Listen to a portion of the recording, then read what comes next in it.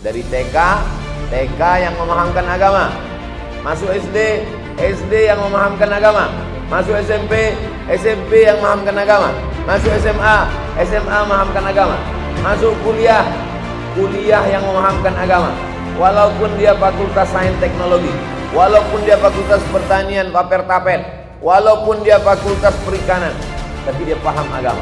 Daripada dia sekolah agama dan tidak menjalankan agama.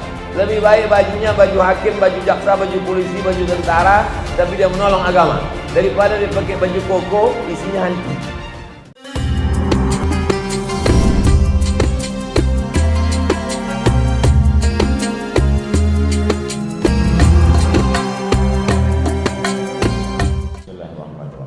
Assalamualaikum warahmatullahi wabarakatuh.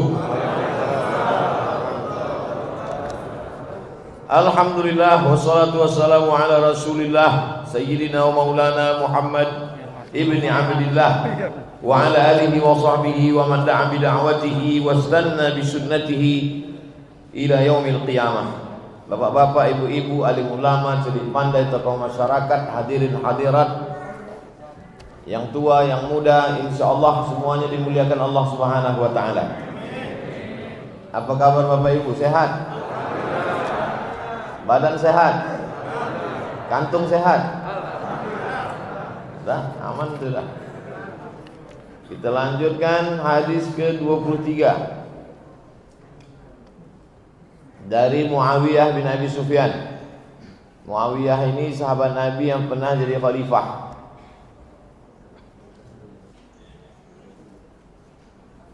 Nabi Muhammad SAW meninggal, Nabi digantikan Abu Bakar 2 tahun, Umar 5 tahun, Utsman, habis Utsman Sayyidina Ali, habis Sayyidina Ali Hasan 6 bulan, genap 40 tahun. Khilafatun nubuwah 40 sanah. Pemimpinan kekhalifahan itu kenabian 40 tahun. Nabi Muhammad 10 tahun, Abu Bakar, Umar, Utsman, Ali 30 tahun kurang 6 bulan. Datang Sayyidina Hasan, anak Sayyidina Ali, pas 6 bulan. Dengan 6 bulan itu lengkaplah 40 tahun. Habis Sayyidina Hasan, masuk Muawiyah. Inilah periwayat hadis Muawiyah bin Abi Sufyan. Qala Rasulullah sallallahu alaihi wasallam, Rasulullah bersabda, "May yuridillahu bihi khairan yufaqqihhu fid din." Kalau Allah ingin orang itu baik, yufaqqihhu fid din, dipahamkannya agama. Mudah-mudahan anak cucu kita paham agama. Amin. Makanya doa Nabi untuk Sayyidina Abdullah bin Abbas, Allahumma faqihhu fid din, pahamkan dia agama. Paham agama ini macam orang paham lalu lintas, tahu dia mana trotoar, mana jalan. Paham agama ini macam orang paham rambu-rambu, tahu dia, oh kalau ini P itu apa arti rambu-rambu P? Tak boleh parkir. Oh ini lampu merah. Kenapa kau lewat juga? Ini kan lampu udah merah. Kata polisi, belum merah kali Pak. Itu tahu tapi tak paham. Makanya di sini tak disebutnya. Kalau Allah itu Pak Ustadz, kenapa banyak orang tahu agama tapi melanggar? Bukan tahu. Dalam hadis ini bukan disebutnya tahu. Yufaqihu, paham. Sekarang banyak orang tahu agama tapi tak paham.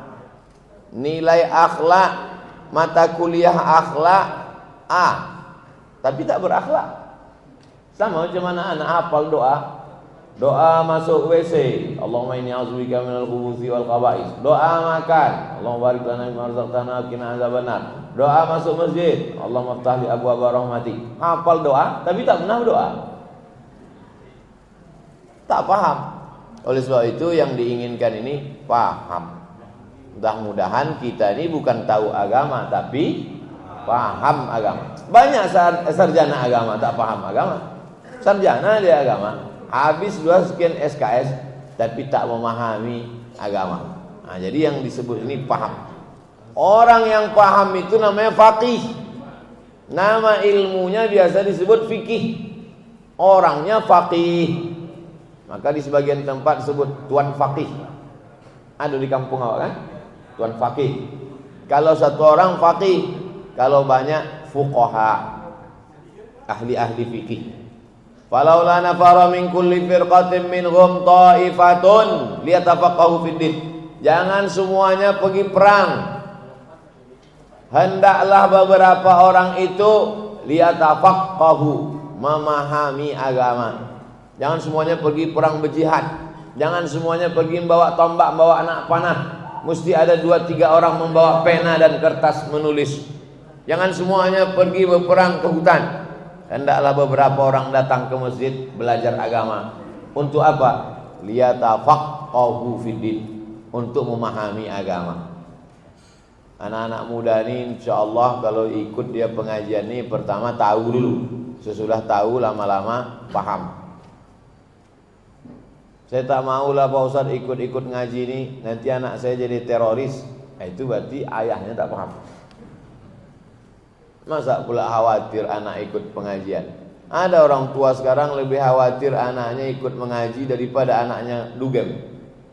Saya kalau anak saya di diskotik gak apa-apa Pak Ustadz, tapi kalau anak saya ikut pengajian khawatir saya Pak Ustadz. Dia tahu agama, setelah tahu belajar lama-lama paham. Apa beda tahu sama paham? Tahu sekedar tahu aja. Ada razia dekat Leton, tahu dia. Tapi kalau dia paham, dipakainya helm, dibawanya SIM, pakai kaca spion, itu paham namanya. Sekarang ini banyak orang sekedar tahu tapi tak paham. Tapi masih lumayan lah daripada tak tahu sama sekali. Oleh sebab itu dia awalnya tahu, lama-lama paham. Ustaz Abdul Somad ini rupanya udah paham betul agama ini, masih lagi belajar memahami agama. Makanya kalau ada anak kecil, doakan dia macam Nabi mendoakan Abdullah bin Abbas, Allahumma faqihhu fiddin wa 'allimhu ta'wil. Saya kalau ada orang bawa anak kecil, Ustaz doakan anak saya ini Pak Ustaz, saya bacakan doa itu, Allahumma faqihhu fiddin, pahamkan dia agama, wa 'allimhu ta'wil. Karena mudah kita ngasih tahu orang yang paham agama, tahu dia mana halal haram. Kalau kata orang Melayu, tahu dia mana masak mantah. Kalau orang sudah tak paham agama, susah kita. Hantam kromo, bantai saja, riba sudi. Masak mentah, habis. Kenapa kau makan ini? Ini kan haram. Yang haram aja payah bu ya. Oleh sebab itu maka dipahamkan anak-anak kita ini. Dari TK yang memahamkan agama. Masuk SD yang memahamkan agama. Masuk SMP yang memahamkan agama. Masuk SMA memahamkan agama.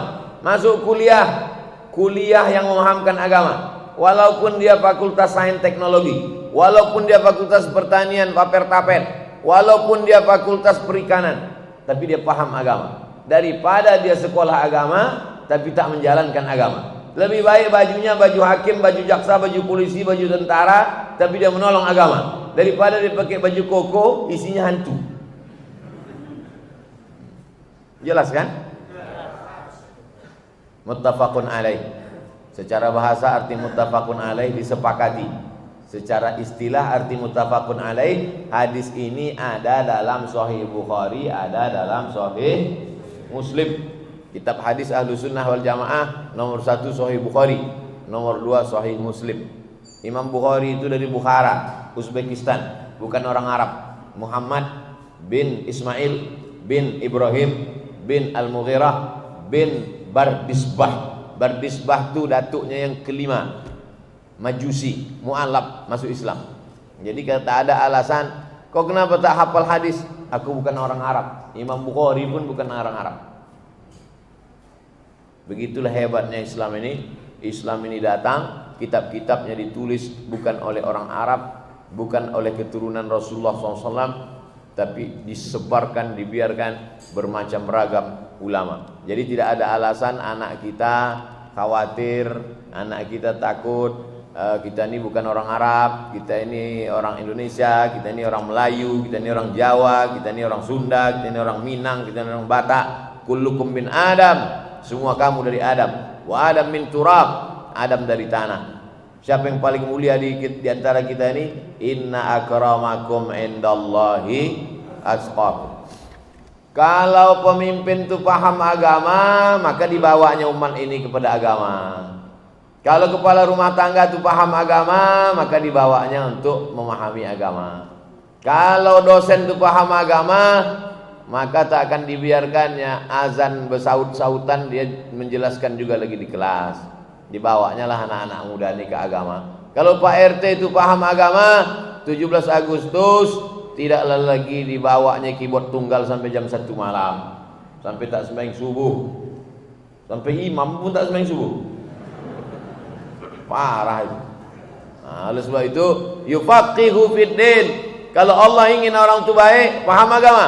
Kalau Allah ingin daerah itu baik, RT-nya paham agama. Kalau Allah ingin kampung itu baik, Pak Kadesnya paham agama. Kalau Allah ingin kota itu baik, Pak Walinya paham agama. Kalau Allah ingin, nah, teruslah ke atas. Ini sebut-sebut tersinggung pula. Dah, kita lanjutkan ke 24. Sampai ke berapa nih Ustaz? Sampai masuk waktu syuruk, salat sunat isyraq 2 rakaat. Habis itu kita tanya jawab. Habis itu sarapan pagi bersama di rumah masing-masing.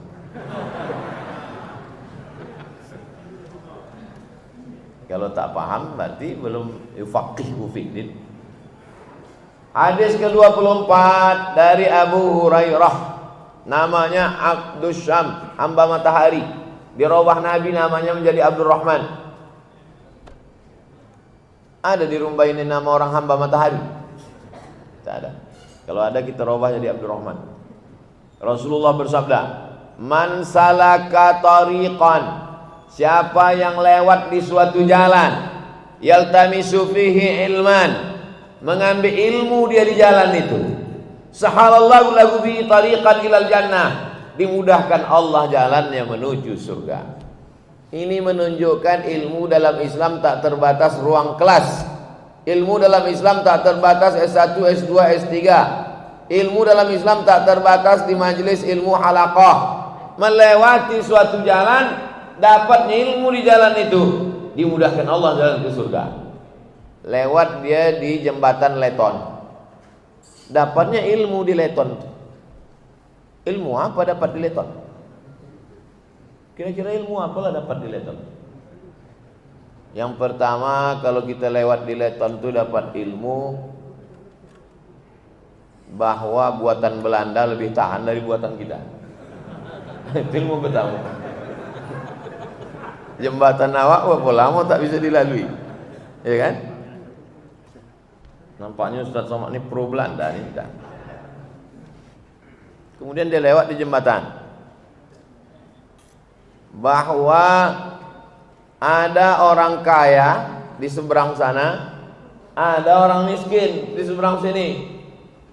Si kaya tak kenal si miskin tak tahu si kaya. Maka mesti ada jembatan yang menghubungkan antara si kaya dan miskin. Ada orang kaya saking bingungnya tak tahu mau kemana, dibuangnya baju 3 lemari tak berpakai.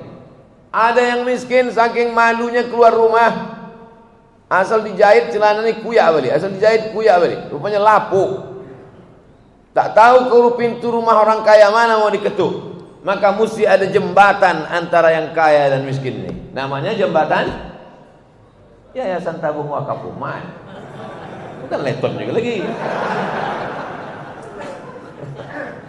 Belajar dari jembatan. Jadi kita ini kalau berjalan itu yang disebut orang awak alam takambang menjadi.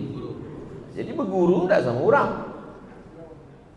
Bapak kenapa tak pernah ikut pengajian Ustaz Abdul Somad? Ambo guru ambo indak orang alam takambang menjadi guru. Somad itu kulik-kulik kitab. Sama orang belajar juga, tapi kita belajar kepada alam. Menengok pokok kayu, akarnya tunggal sampai ke ujung bumi, pucuknya naik ke atas, orang bernaung di bawah daunnya, buahnya manis dimakan orang, akarnya menahan tanah hingga tak longsor. Maka belajar dari pokok kayu. Man salaka tariqan, siapa yang melewati suatu jalan, yaltamisu fihi ilman, bisa dia mengambil ilmu di jalan itu, sahalallahu lahu bihi tariqan ilal jannah, dimudahkan Allah jalannya menuju surga. Maka semua yang datang subuh ini, yang dari Panam, yang dari Rumbai, yang dari Kulim, yang dari Simpang Bingung, Simpang Raya rumah makan bukan? Dari Ujung Batu, dari Duri, dimudahkan Allah jalannya menuju surga. Sampailah saya ke Yogyakarta. Sampai Yogyakarta, dibawalah ke rumah Pangeran Diponegoro. Kaya rupanya Pangeran Diponegoro itu, macam komplek. Sampailah di rumah Joglo, rumah Jawa. Pas di tiangnya itu di bawah, yang bawa saya Ustadz Salim Afilah. Salim Afilah yang ganteng tuh. Ditunjuknya lah tiang. Ustaz Somad tengok tiang nih. Ya, di bawah tuh. Coba Ustaz tengok ukiran apa di bawah nih. Coba Ustaz tengok baik-baik. Ukiran buah apa di bawah nih? Buah salak. Buah salak nih saya bilang. Iya salak. Kenapa buah salak di bawah tiang ini? Kenapa buah salak? Orang Jawa ini penuh filosofi Ustaz. Dan disitulah kombinasi antara Islam dan Jawa. Jadi dulu kiai-kiai Jawa itu berdakwahnya melalui ukiran. Dibuatnya buah salak di bawah. Kenapa salak? Man salaka tariqan. Ini salak. Man salaka tariqan, siapa yang salaka bahasa Arabnya jalan. Dicari buah yang mirip dengan bahasa Arab. Ini bunyinya supaya cepat anak-anak itu menghafal. Maka setiap dia menengok tiang itu ke bawah, man salaka salak. Oh, buah apa ini? Buah salak. Man salaka tariqan. Suruhnya saya tengok ke atas. Coba Ustaz tengok ke atas. Saya tengok, ada pula ukiran buah. Buah apa itu, Pak? Coba Ustaz tengok baik-baik. Kira-kira buah apa itu? Ukiran kayu jati. Buah nanas saya bilang. Itu betul. Itu diambil dari Qul a'udzu birabbin nas. Itu sanad saya bersambung ke Ustaz Salim Afilah. Jadi bagaimana dakwah itu tidak hanya ceramah, tapi dakwah itu jadi ukiran-ukiran, itu pun pemilihan buah itu pun ternyata dakwah. Gara-gara dakwah kiai-kiai yang santun dan lembut itulah maka Jawa itu bisa Islam. Jadi orang Jawa kan lembut. Pripun kabar Pak? Api. Bukan macam kita di sini. Itu makanya kadang kalau saya ceramah itu kejut-kejut orang tuh. Tapi orang tuh paham, ini dari Sumatera ini banyak gunung, angin kencang katanya. Itu maka suaranya kuat. Man salaka tariqan, siapa yang melewati suatu jalan, yaltamisu fihi ilman, mengambil ilmu dia di jalan itu, maka pandangannya bukan sekedar pandangan sekali lalu, tapi memandang dengan penuh pelajaran. Apa iktibar yang bisa kita ambil? Makanya selalu pesan khatib, fa'tabiru ya ulil absar. Ambillah pelajaran. Fa'tabiru artinya ambillah pelajaran. Ya ulil orang, absar orang yang punya pandangan, bukan punya mata. Banyak orang punya mata tak bisa memandang. Tapi yang disuruh ini adalah ambillah pelajaran wahai orang punya pandangan.